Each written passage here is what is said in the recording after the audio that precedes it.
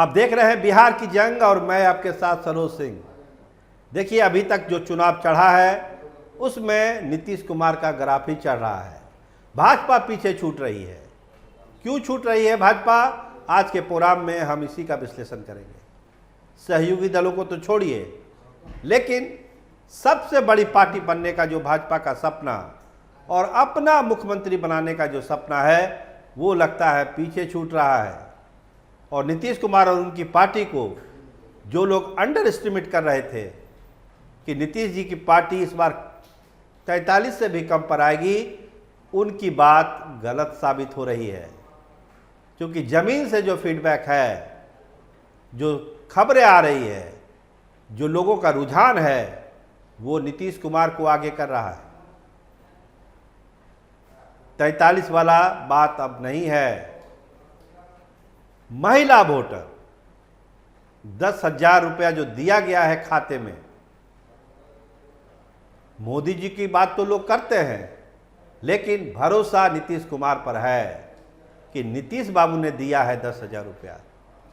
गांव गांव में चर्चा है, जात पात के बिरादरी से उठ की चर्चा है। वोट किसको भाई? नीतीश कुमार के देबै। क्यों दीजिएगा? 10,000 भेजलखिन खाता में। इसमें बीजेपी नहीं दिखाई पड़ रही है गांव में। आप सोशल मीडिया पर भले कुछ देख लीजिए, लेकिन गांव में जाइए, सुदूर देहात में नीतीश नीतीश ही बोल रही है महिलाएं। और महिलाओं का अगर साथ मिला, जो मिल रहा है नीतीश कुमार को, तो वो भाजपा को काफ़ी पीछे छोड़ देंगे। देखिए, एनडीए के पार्टनर सब लोग हैं, लेकिन लड़ाई क्या हो रही है? सबसे बड़ी पार्टी बनने की पहले दिन से ये तैयारी। लेकिन भाजपा तो इनफाइटिंग से ही परेशान है, भीतरघात से ही परेशान है। धर्मेंद्र प्रधान लगे हुए हैं, अमित शाह लगे हुए हैं, दूसरे पार्टी के लोगों को मिलाया जा रहा है भाजपा में, किसी को नॉमिनेशन करने नहीं दिया जा रहा है। प्रशांत किशोर का गुस्सा आप लोगों ने देखा ही देखा। तो पार्टी पहले अपने आप को ही समेटने में लगी हुई है। अभी जमीन पर कहां कहां कुछ है। विजय सिन्हा लखीसराय में लगे हुए हैं, सम्राट चौधरी तारापुर में लगे हुए हैं, दिलीप जायसवाल जा रहे हैं मुख्यमंत्री के साथ चुनावी सभाओं में। आप समझिए कि क्या हो रहा है। लेकिन जो सबसे बड़ी चीज जो हम आपको बता रहे हैं कि भाजपा क्यों पिछड़ रही है नीतीश कुमार के मुकाबले, 49 सीटों पर अगड़ी जाति का प्रत्याशी, आप 101 सीट पर लड़ रहे हैं, 49 सीटों पर आपने फॉरवर्ड प्रत्याशी उतारा है। पिछड़ा, अति पिछड़ा, दलित के बीच आपने होमवर्क किया, रैली की, संगोष्ठी की, बैठक की, लेकिन जब अब टिकट देने की बारी आई तो आपने 49 अगड़ी जाति के नेताओं को टिकट दिया। मतलब आधा टिकट आपने फॉरवर्ड के बीच बांट दिया। 30 ओबीसी को और 10 ईबीसी को, 40 में सिमटे हैं ओबीसी और ईबीसी। आबादी के हिसाब से टिकट देने का जो फंडा था वो खत्म हो चुका है।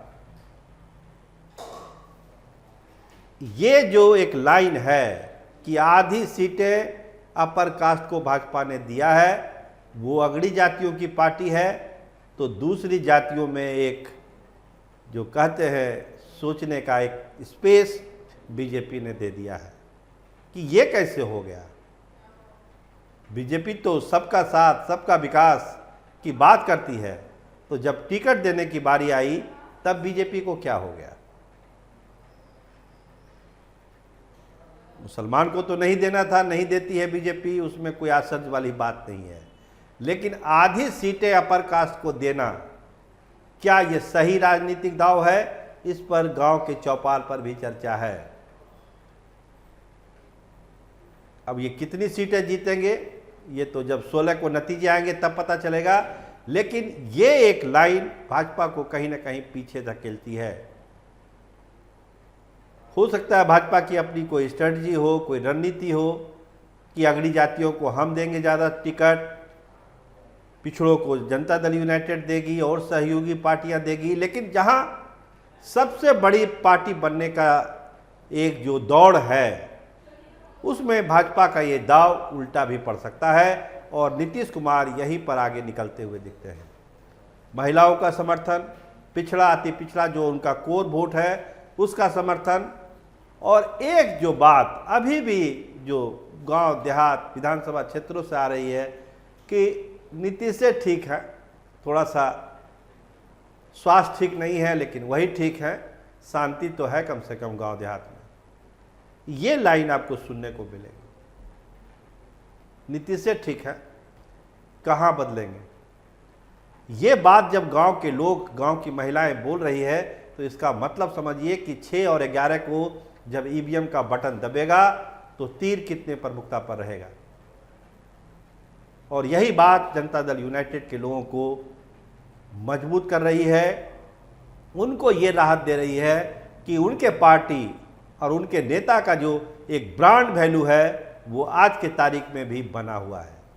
देखिए, यूथ में कुछ ऐसा तबका है जो जरूर बोलते हैं कि अब नए लोगों को मौका दिया जाए, पुराने लोग को छोड़ा जाए, लेकिन एक बड़ा तबका है जो ये कह रहा है कि विकास तो नीतीश कुमार ने किया बिहार में, शांति तो रखी, अब हर चीज तो परफेक्ट कोई नहीं कर सकता, और जिसको दूसरे जो लोग हैं प्रशांत किशोर सरकार बनाने की स्थिति में नहीं है, और जो दूसरी पार्टियां हैं वो क्या है वो आप सब जानते हैं, ये गांव के लोग बोलेंगे आपको।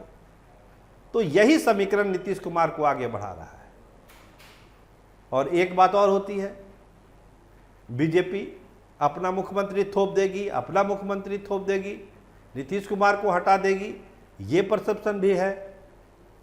तो जो कोर वोटर है नीतीश कुमार के, उनको लगता है कि भाजपा मजबूत हुई तो हमको दिक्कत है, लोजपा मजबूत हुई तो हमको दिक्कत है, लोजपा को तो और दिक्कत है भाजपा से ज़्यादा।